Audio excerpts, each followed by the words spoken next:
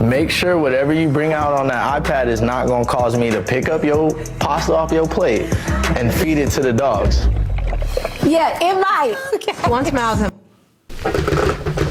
You gonna do what? So this comes from a lady. She's very successful, and she's the primary breadwinner in this family. They got 2 kids, and she basically pays for a lot of the bills, including the kids who are now like going into adulthood or, you know, college life, and she pays for their car. So now they're having certain financial issues, and she's having a discussion with them at the dinner table, and it takes a turn. And I thought this was really interesting. All right. So how does it feel to have one less thing off the plate? Nothing. It feels like nothing. So we talked about in high school, right? I got the Jeep, boom, Jeep was cool. But now we're starting to teeter towards Jeep not being so cool. So now it's Oh, really? What makes a Jeep not so cool? No, it's cool, but it's just like, I'm tired of seeing it. I know you tired of seeing it. Tired. So she got him a Jeep. Now he's in college. Time to switch it up. We do have to look at, though, is your finance. Stop. Hold on. No, freeze. Get back. Hold up. Come on, breeze. We got to give her some time. Let her do her thing, okay? My boy. Just let the. What we do have to look at, though, is your financial situation to see if you could afford to make any payments. I put some numbers. I did some figures for you. Hold on one second while I get my iPad. I just want to say before you go, make sure whatever you bring out on that iPad is not going to cause me to pick up your pasta off your plate and feed it to the dogs. Yeah, it might. Once Miles.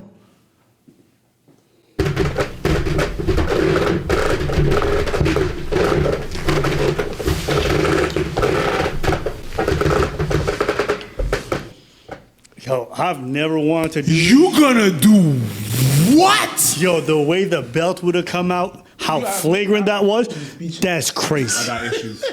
Michael told me that they were going to be graduating this year. All I have been able to think about is moving forward financially. Basically, what I did was just calculate the Chase bill for last year, month by month. And when she says moving on financially, that means that she doesn't want to subsidize their life anymore because now they're going to be finishing their academics. January. Mama, can I stop you right there? This is going the wrong Why does this have to be negative? It doesn't. It's factual information. Michael spent over $60,000 by himself on this card. The Chase bill. If I were you and I wanted a car, I wouldn't be arguing with the person you're asking to buy the car.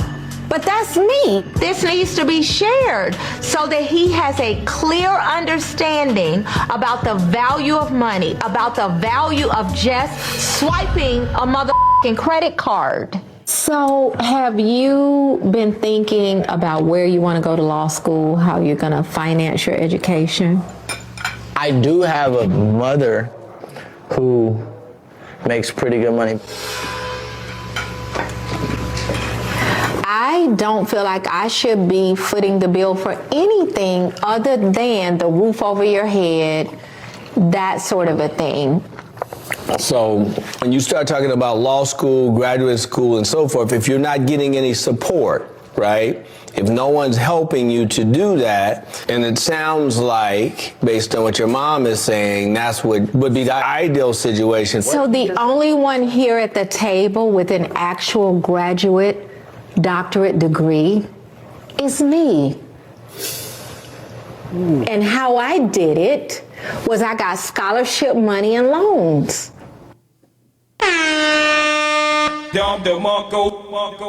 If you pay the bills, you get to put your foot down. Your mom was not able to do the things for you that you are able to do for us.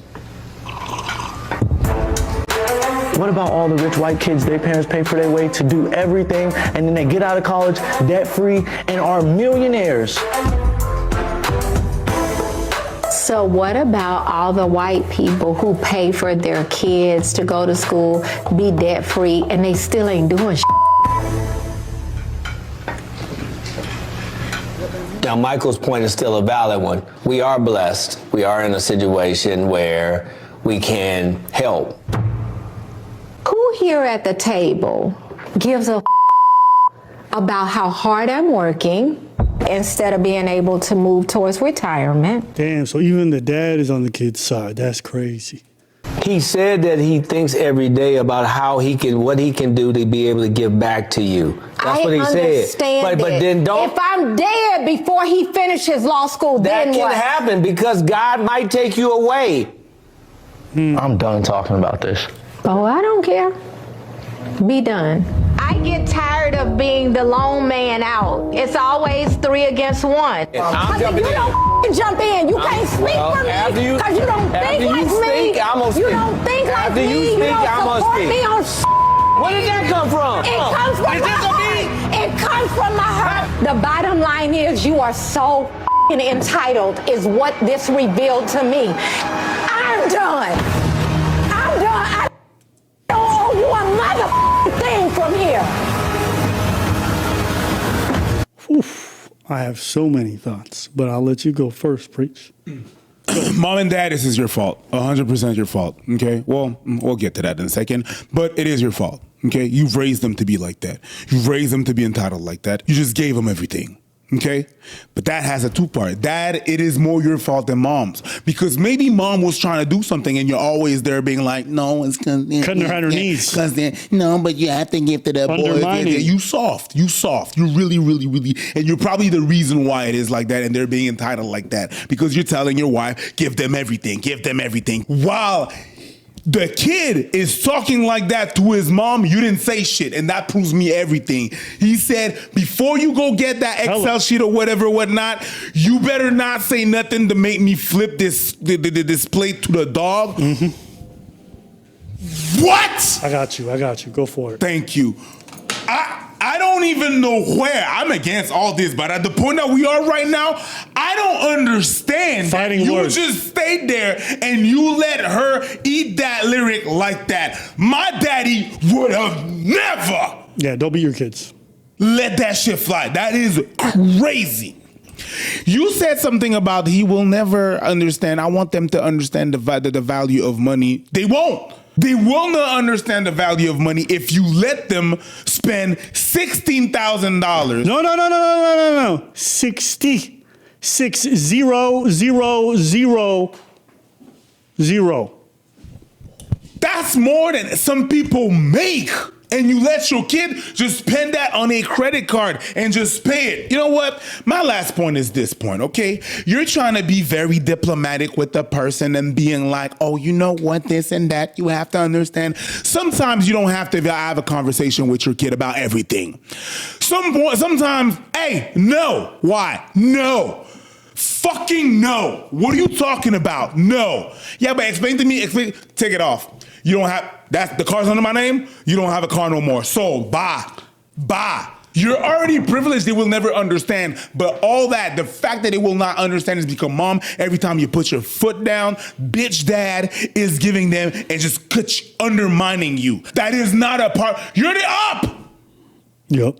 At least talk about it later on. Yep. But this is crazy. And for the kids to argue like that, no. I've seen it so many times where you see parents and then one of the parents disciplines the kid and the kid runs to the other parent and then they get the comfort they want. So they don't have to sit there with the wrong that they did. They don't have to sit there with the repercussions because it's okay for you to feel negative feelings. You should feel sad. You hit another kid. I'm reprimanding you. But then the other parent comes into the picture and all of a sudden what happens, right? You get comforted. So then you never really learn the lesson. And I feel like that's what I'm seeing a lot. So what Preach pointed to, super accurate. Two things. I'll defend her in this regards. If you grew up to poor parents, it's very difficult to imagine how you're going to raise your kids when you're wealthy because you don't have an example to go off of. You might think of ideas, but like oftentimes, and it sounds like that was her case, she grew up with so little. A lot of people grew up with this idea like, because I had nothing and I suffered for it, I'm not going to let my kids suffer. I want them to have a better life. Not recognizing it's almost like, extreme poverty is bad, right? Where nothing is given to you, so you got to fight every day, and there's a struggle. So you go the opposite direction to not go there. But you're still driven by that fear of this, right? So you're still controlled by that, so you go the opposite direction, not recognizing there needs to be a balance. She's already trying to break the generational cycle when it comes to that aspect of poverty. But now you're going to have to break a different generational issue. You dig what I'm saying? I never relied on my mom for nothing. By the time I was 16, I was out the house living on my own, paying my own bills. And I've been like that ever since. Even if I ain't got much, I'm taking care of myself. I'll find myself a room to rent. I will pay my own way. I've always been like that. So to watch two men in the mid-20s or early 20s being that entitled to their mother's money, it just makes me think to myself, ain't there a bit of shame in you? And I don't like to make it a gender thing, but there's some part of me that says, don't you have a sense of pride in your own accomplishments and getting your own way in life? No. You know? Like you sitting here getting excited about the prospect of getting the nicer, cooler car, but there's no part of you that's excited about the prospect of paying your own way and working for that shit to be proud of that. The fact that you don't know that you think getting a car is cooler than standing on your own 2 feet. And this is how we're raised, so I understand. I can't fault them. They were raised in that environment. It shaped them, whatever it could be. But to me, there was always a sense of pride in the fact that, like, I hit the gate run, not pay my bills. I was proud that by 16, I was already having to pay I hated paying my taxes, but I was paying my taxes. I was paying my bills. I was taking care of my shit. I was assuming my adult responsibilities. So to see them being like, I got a rich mom. Because just because you're a parent doesn't mean that you have to subsidize your kids' lives at the expense of your own happiness too. Already as parents, you have to sacrifice so much and give so much, and she has. She has given them a lot. She's talking about, I want to also think about my retirement. I want the end of my life to be enjoyable. They don't care. And what does the dad say? That's the part that pissed me off the most. She says, I might die before he ever gets a chance to give back. And he seems like the kind of kid who would be fucking shiesty. Who would be fucking shiesty if he did make money. That's the worst part. So you gonna give everything to that kid, and he's gonna give you pennies because he want to spend on himself because he's a me motherfucker. Yeah. He's not a team player. But to have the dad go like, yeah, you might die. That's the trade-off. Nigga, you living off her money too. 100%. Step up your shit so that she don't have to give that speech. Because no one is talking about him. Yeah. So it's really mommy forking all the money. I'm sorry, being the primary breadwinner comes with its responsibilities. You got to pay that stuff, fine. But this idea that you got to be a sacrificial lamb and that you can't ensure your own. You know, my mom being in a retirement age, I tell her, I want you to relax. I want you to enjoy. You did so much. Take it easy. I will ensure you get to take it easy a little bit earlier. Whatever you want, go. My mom's the kind of person, though, she don't want to indulge in that. That's how I know she's a team player. She feels bad. No, you don't have to do that. You don't. I respect it. You know, she's doing her part. She always says yes at the end because she does want to go. Nigga, I'll kick you out this house before you ever have the chance to speak to me like that. Crazy. Oh, you want that car? I'll tell you what, if you want it, get a part-time job, I'll co-pay with you. You got to put in 75, 60, 30, we'll do a split. Whatever you, for every dollar you put in, I'll put in 50. We can work something like that out. But there's going to be no thing where you're going to get a free ride through everything. I don't agree. And if you want a free ride, then it's going to be because you compensate in another place. That means that academically you're doing so amazing, and that not beyond that, you're also doing research. You're utilizing that extra time that you could have had for a part-time job to do above and beyond. But otherwise, get yourself a job. If you want money and you want to be able to play with that money, you're going to have to either get it through scholarships or you're going to have to earn it yourself. But it's never going to be a thing where I'm going to pay your way through life. What you going to say? I said I don't agree. I don't agree about I'm going to pay half or a bit or some money. That's the second car. If it was the first car, I would have understand. Now you want me to pay for a whole ass other car and you want me to, let me do half on the other. The car is not broken. He doesn't want a second car because the one got broken or something happened to the car or whatever. The car is perfectly fine. It's not new enough. No. To be clear, I should have specified, so that's my bad. Please. I was not speaking about a second car going into college. I was just talking about if there was a teenager or someone who's going into early adulthood, so maybe they're turning 18, getting their first vehicle. That's something I would do. Okay, because I was talking about that situation. Yeah, my bad. When he wants a second car. I'll also say toys feel cooler when you earn them. Yes! Speak on it. You know, like some of the things I get to enjoy in life now are cool, but like being able to get them myself, and I know where that money came from, exponentially better. I remember times in my life where I'd watch my friends stressfully pay for things on their credit card that they didn't know they were going to pay. That never looked enjoyable.